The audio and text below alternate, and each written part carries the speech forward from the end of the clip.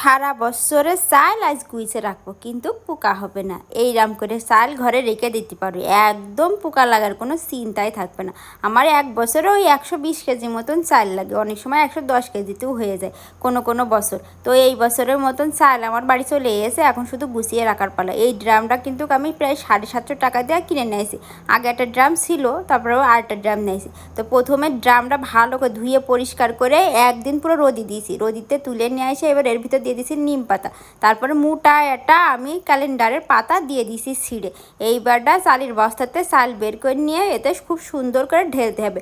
প্রথমে half drum চাল ঢেলে নিতে হবে, নেওয়ার পরে আবারও দিয়ে দিতে হবে নিমির পাতা। নিমির পাতা দিয়ে তার উপরে আবারও চাল দিতে হবে, মানে ভাজে ভাজে নিমির পাতা থাকবে। নিমির পাতার জন্যেই কিন্তু এই চালে কোনো পোকা লাগবে না। এই বছরের চাল আর বছর পর্যন্ত থাকবে খুব ভালোভাবে। এই দেখো চাল আমি কিন্তু ঢেলে নিছি, ঢেলে নিয়ে যা ড্রাম হয়ে গেছে আবার নিমির পাতা দিয়ে দিয়েছি।